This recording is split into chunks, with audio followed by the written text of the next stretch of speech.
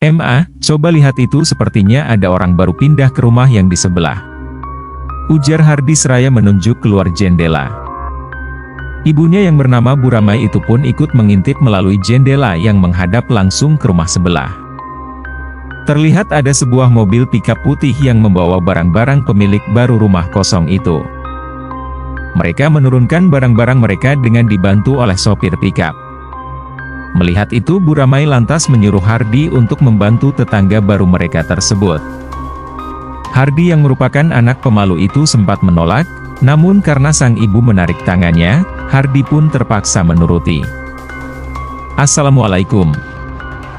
Sepertinya baru datang ya," sapa Bu Ramai dengan senyum cerah di bibirnya. "Waalaikumsalam. Saya bukan orang Bakumpai. Apa yang ibu katakan tadi, saya tidak mengerti." Jawab wanita muda itu tersenyum, ia tampak sangat sopan sekali. Han, Acil kirana ikam sama-sama orang Bakumpai. Maaflah. Jar Acil tadi buhan ikam nih hanyar pindahkah? Oh. Aduh, aku kira kalian ini sama-sama orang Bakumpai. Maaf ya. Kataku tadi apa kalian ini baru pindah ke sini? Kata Bu Ramai langsung berbahasa Banjar. Meski sangat kaku, hingga terdengar seperti seseorang yang sedang marah. Oh. Inggih Cil. Kami hanyar ayam pindah kamari hari ini. Mundahan haja kita bisa jadi tatangga nang akur lah Cil. Oh iya Bu.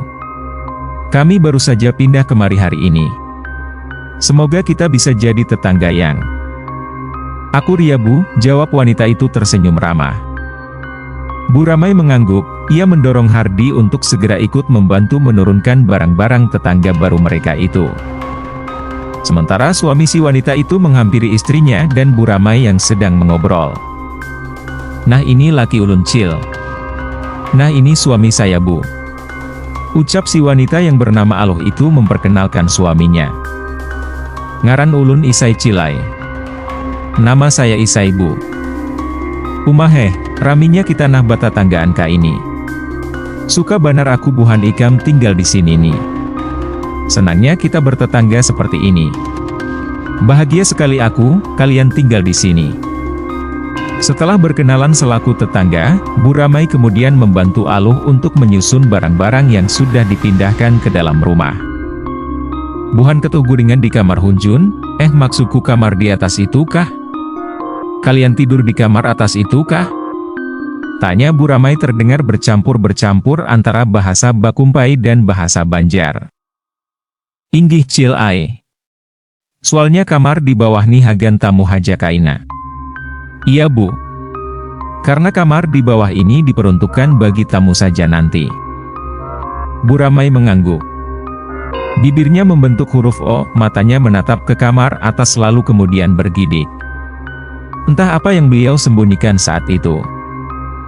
Mungkin ponakan-ponakan ada yang berminat dengan herbal untuk mengobati gondok, diabetes, darah tinggi, kanker, tumor, kista, prostat, sakit pinggang DLL.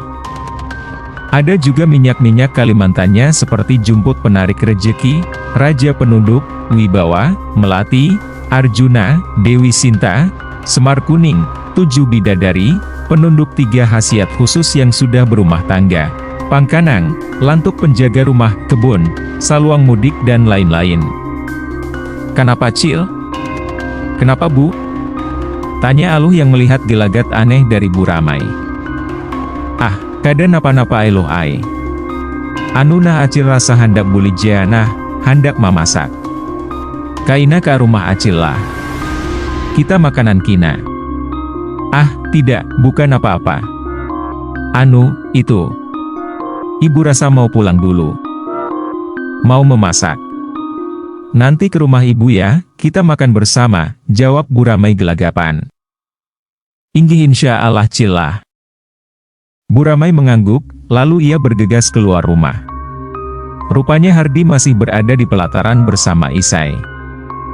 Lelaki itu tersenyum ramah sembari mengangguk ketika Bu Ramai melewatinya. Kaina malam ke rumah lah. Kita makanan bayi-bayan. Kayak ujar orang tu Mairat akan silaturahmi bata tangga, nanti malam ke rumah ya. Kita makan bersama. Seperti kata orang untuk mengeratkan tali silaturahmi antar tetangga. Inggih Cil. Makasih banyak Cil lah, pian sakeluarga baik banarwan kami. Membantui basa simpun segala macam. Iya Bu. Terima kasih banyak ya Bu. Ibu sekeluarga sudah baik sekali sama kami. Membantu kami membereskan barang-barang dan lain-lain. Kaitu pang kita bata tanggani. Ayo jelah, Acil bulikna hendak memasak dulu. Ingatlah kaina ke rumah tuh, seperti itulah seharusnya tetangga. Ya sudah ya, ibu pulang dulu, mau memasak. Ingat ya, nanti ke rumah. Isai mengangguk, ia menatap tetangga barunya itu sambil tersenyum. Mereka sangat baik sekali. Batin Isai. Kayak pading tuntungkah sudah? Tuh tadi Hardi mangyaunah. Bagaimana Dik, sudah selesaikah? Itu tadi Hardi sudah memanggil kita. Hadang hulu satu mat ke ae, ni si Ahmad baluman tuntung lagi nah menyusu. Tunggu sebentar Kak, ini si Ahmad masih belum berhenti menyusu. Jawab Aluh dari dalam kamar, sembari menatap anaknya yang berusia 14 bulan itu.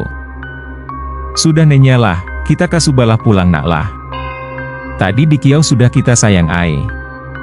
Sudah nenya ya sayang ya, kita ke sebelah dulu. Tadi kita sudah dipanggil. Bujuk Aluh pada anaknya itu. Setelah berhasil membujuk anaknya, mereka pun pergi ke rumah Bu Ramai yang hanya berjarak beberapa meter dari rumah baru mereka itu. Bu Ramai, suaminya dan anak-anaknya menyambut keluarga kecil itu dengan sangat ramah sekali. Di ruang tengah sudah terhidang beberapa macam makanan yang sangat menggugah selera. Mereka makan tanpa meja dan kursi, lesehan, sambil sesekali bercerita tentang kehidupan mereka masing-masing. Makanan yang terhidang antara lain, gangan pucuk Jawa basantan, iwak karing talang asam pedas, bakar umbut munau dan sambal terasi bakar. Makanan sederhana yang sangat nikmat rasanya. Isai dan Aluh tampak lahap sekali makan, begitu juga dengan keluarga Bu Ramai. Setelah selesai makan, Hardi, Isai, Aluh, Bu Ramai dan Pak Adul mengobrol banyak hal. Sementara Ahmad bermain bersama Anissa yang merupakan adiknya Hardi. Namun ketika Isai membahas tentang rumah yang baru mereka tempati itu, keluarga Bu Ramai langsung terdiam dan saling pandang. Mereka sepertinya tahu sesuatu, namun tidak ingin menceritakannya. Walau sudah dikorek-korek oleh Isai, namun tetap saja mereka tidak mau menceritakan apa-apa tentang rumah itu.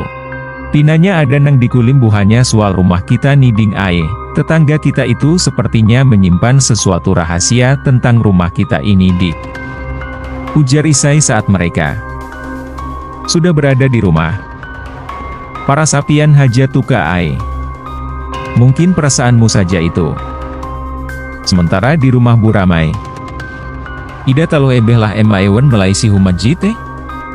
Sangsiku dengan anak ewen tehau.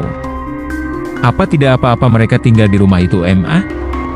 Aku kasihan sama anak mereka. Aku kasihan sama anak mereka. Ujar Anissa menatap ibunya yang masih mencuci piring kotor.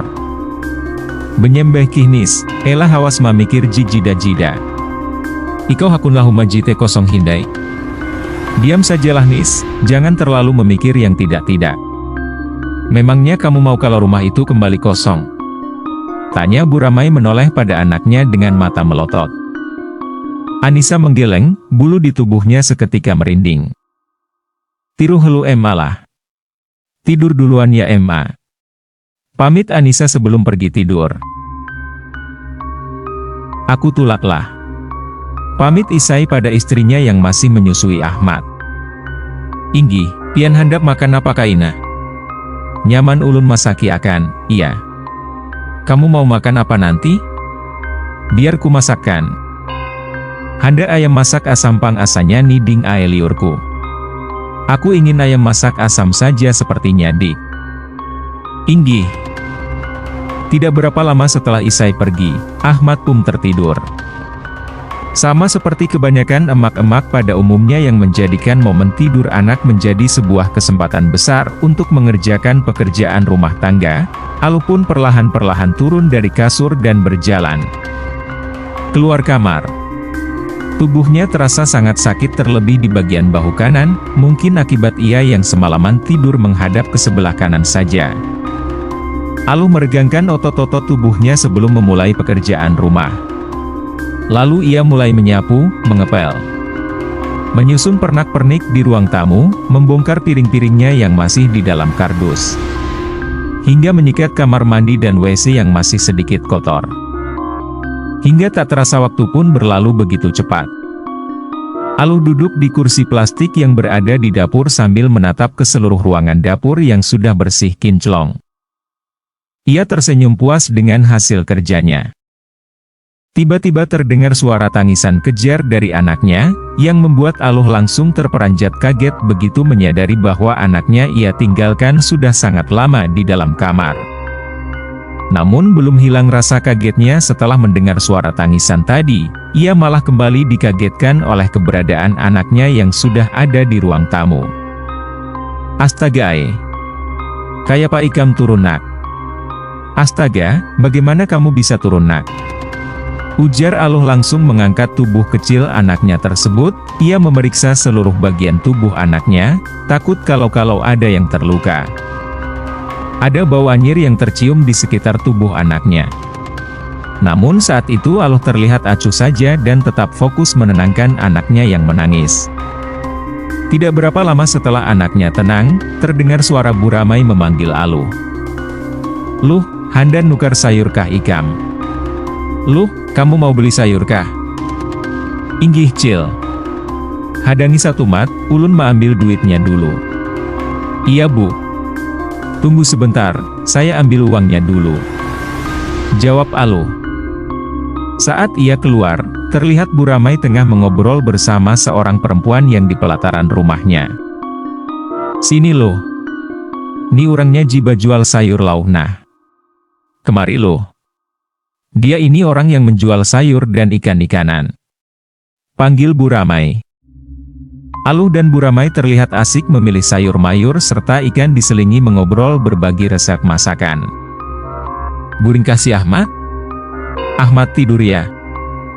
Kada Cil ae, inya bamainan hajatuh di rumah.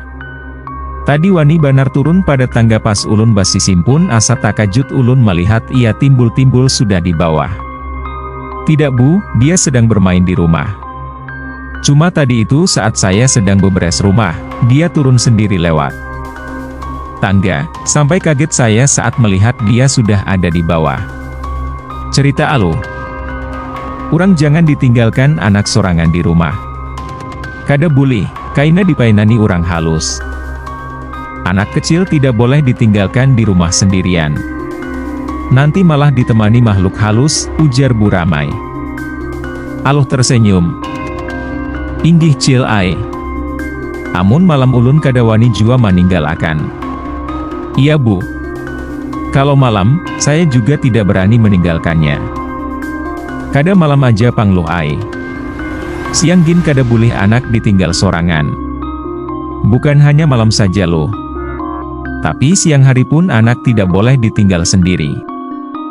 Setelah berkata seperti itu Bu Ramai langsung ke rumah Aluh untuk membawa Ahmad ke rumahnya. Aluh hanya tersenyum sambil terus asik memilih sayurnya. Namun begitu sampai di rumah Aluh, Bu Ramai sama sekali tidak melihat Ahmad. Dipanggil-dipanggil pun, Ahmad tak menjawab. "Luh, si kue anakum nah? Luh, di mana anakmu?" tanya Bu Ramai setengah berteriak. "Apa Bu? Anakmu di mana?" Aluh mengeritkan alisnya tanda tak mengerti dengan pertanyaan Bu Ramai yang menanyakan keberadaan anaknya. "Di dalam rumah Bu, di ruang tamu," jawab Aluh seraya berjalan menghampiri Bu Ramai. Tapi rupanya apa yang dikatakan Bu Ramai benar adanya, bahwa Ahmad tidak berada di ruangan itu. Aluh pun ikut panik mencari-mencari Ahmad. Dipanggil-dipanggil namun tidak ada jawaban. "Biasanya anakmu mau atau tidak menjawab saat dipanggil?" Mau Bu? Biasanya dia jawab kok. Coba cek ke kamarmu, siapa tahu ada di kamar. Ujar Bu Ramai. Tidak mungkin Bu, anak saya tidak mungkin naik ke atas. Kalau dia bisa turun, kemungkinan dia juga bisa naik loh. Mendengar perkataan Bu Ramai, Aluh pun langsung bergegas menaiki tangga, dan benar saja, rupanya anaknya sudah berada di atas tempat tidur sambil memegang segumpal bulu mirip rambut. Ya Tuhan, anakku. Ucap Aluh dengan bibir gemetar. Bagaimana lu? Tanya Bu Ramai dari bawah. Ada Bu. Bu Ramai tampak menghela nafas lega mendengar jawaban dari Aluh. Aluh turun sembari menggendong anaknya. Bu Ramai yang menyadari adanya segumpal bulu mirip rambut yang dipegang Ahmad itu seketika mengerjitkan alisnya. Luh, itu apa yang di tangan Ahmad? Aluh yang tak menyadari anaknya memegang gumpalan bulu rambut itu langsung melihat ke arah tangan Ahmad, memegangnya dan berusaha untuk membuka pegangan Ahmad yang begitu erat menggenggam bulu tersebut. Apa ini Bu? Bu Ramai menggeleng, matanya tajam menatap ke arah kamar atas. Yuk, ke rumah ibu saja. Ajak Bu Ramai. Kenapa memangnya Bu? Nanti akan ibu ceritakan. Aluh menurut saja, dan mengikuti Bu Ramai keluar rumah.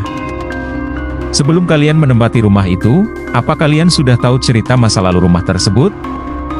Orangnya bilang kalau rumah itu sudah lama tidak ditempati karena memang berada di desa, transportasi sulit, dan kalau mau buka usaha pun juga susah. Tidak seperti itu loh. Rumahmu itu dulunya ditempati pasangan suami istri, kalau ku dengar-dengar mereka itu nikah siri. Dan yang tinggal di situ adalah istri mudanya yang tengah hamil. Mereka sangat jarang keluar rumah, kalaupun keluar hanya untuk membeli keperluan dapur. Itu pun sangat acuh terhadap tetangga sekitar seperti kami ini.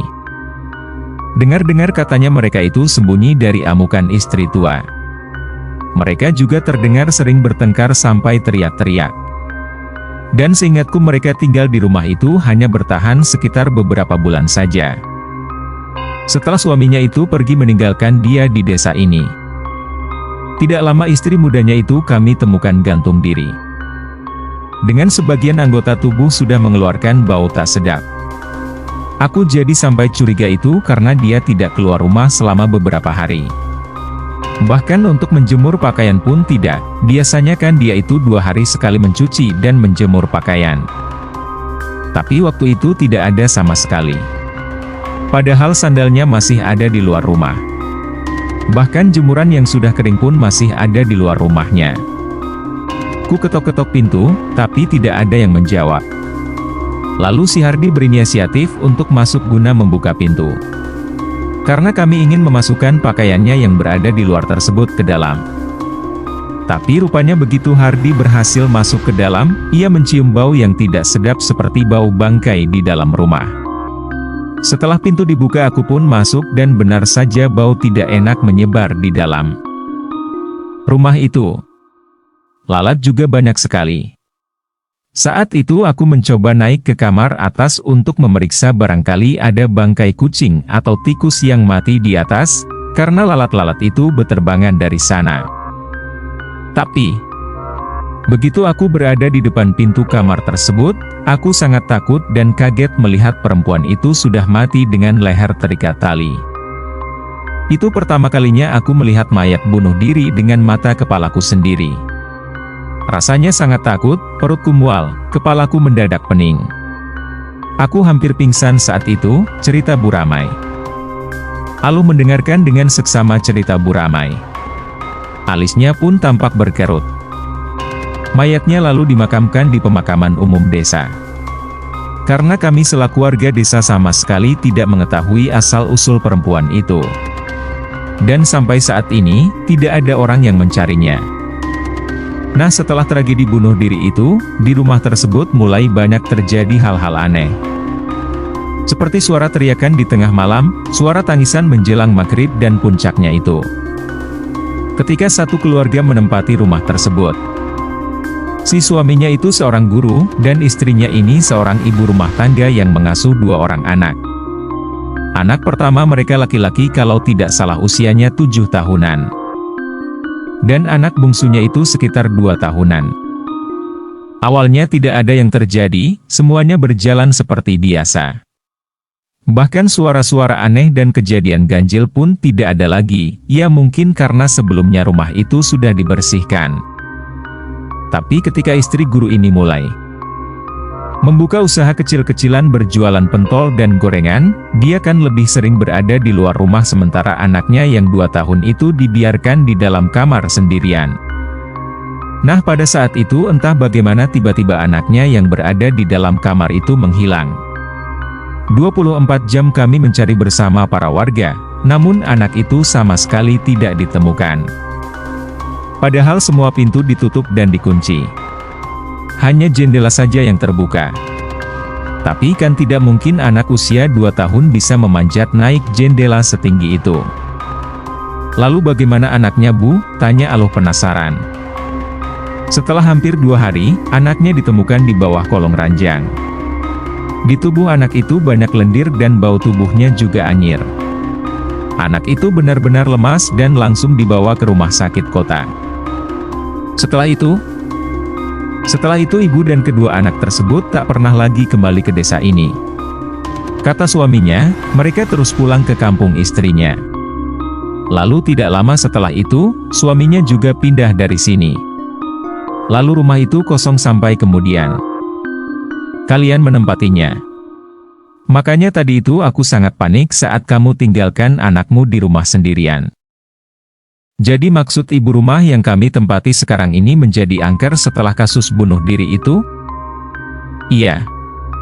Ada orang yang tahu, orang yang paham dan bisa berkomunikasi dengan yang halus, mengatakan kalau sebelum bunuh diri, perempuan itu sudah diancam dengan serangan santet. Oh, mungkin karena ancaman itu yang membuatnya bunuh diri ya Bu? Iya. Aloh dan Bu Ramai terdiam. Apakah setelah keluarga yang ibu ceritakan tadi pindah, rumah itu sudah dibersihkan lagi Bu? Sudah, tapi sepertinya rumah itu tetap saja begitu. Anakku yang perempuan itu sampai takut untuk tidur sendiri karena sering mendengar suara teriakan dari rumah itu. Hi. Saya jadi merinding Bu, ujar Aloh seraya mengusap tangannya. Bu Ramai mengangguk, matanya menatap ke arah rumah tersebut. Tampaknya rumah itu akan kembali kosong lagi, pikir Bu Ramai. Sebaiknya kamu tidur di sini saja malam ini, aku takut terjadi apa-apa pada anakmu. Jadilah Aloh dan Ahmad menunggu Isai pulang di rumah Bu Ramai. Saat Isai datang, ia sangat kaget dengan keberadaan istri dan anaknya yang berada di rumah Bu Ramai. Pantas saja perasaanku sejak awal sangat tidak nyaman saat pindah ke rumah itu, ujar Isi. Lalu bagaimana sekarang? Tidak enak kan kalau kita numpang lama di sini. Nanti aku akan coba cari orang yang bisa membersihkan rumah itu. Tapi untuk sementara kita jangan ke situ dulu.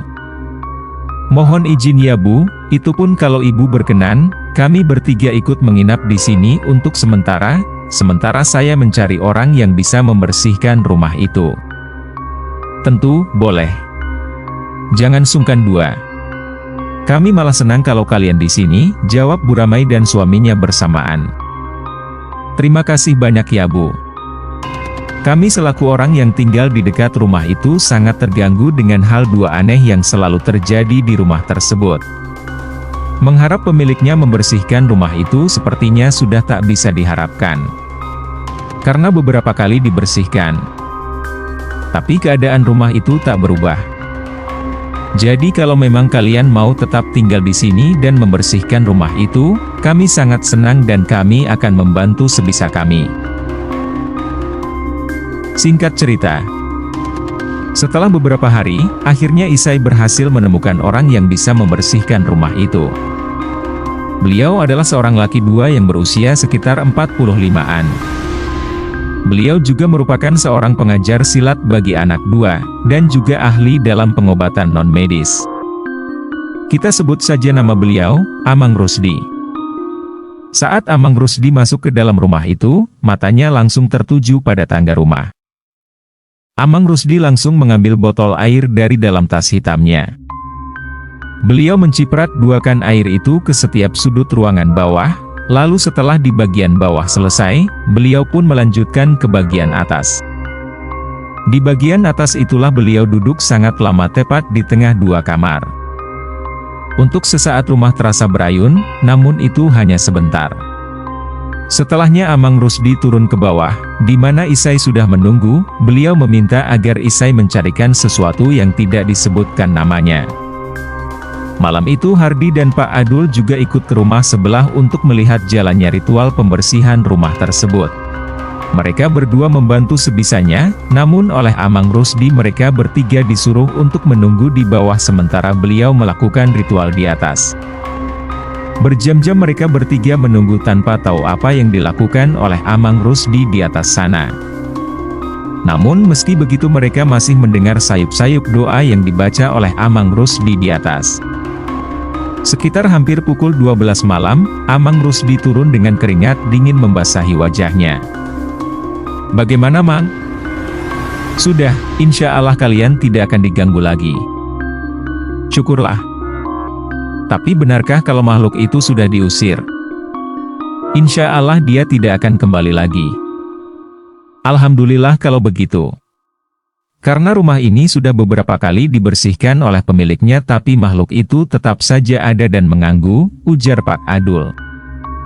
Amang Rusdi mengangguk. "Memang sulit sekali untuk diusir. Tapi aku tidak mengusirnya, aku hanya memindahkan dia." Dia ngotot bahwa dia adalah arwah dari perempuan itu, dan tidak ingin pergi kecuali suaminya datang kemari. "Tapi tentu saja itu bukan arwahnya, melainkan jin," lanjut Amang Rusdi. Setelah rumah itu dibersihkan oleh Amang Rusdi, Isai, Aluh dan Ahmad kembali menempati rumah tersebut. Dan tak ada lagi gangguan-gangguan, ataupun Ahmad yang bisa berpindah-pindah tempat. Isai, Aluh dan Ahmad tinggal di rumah itu hingga beberapa tahun lamanya. Mereka juga sudah sangat akrab dengan keluarga Bu Ramai dan Pak Adul. Selesai.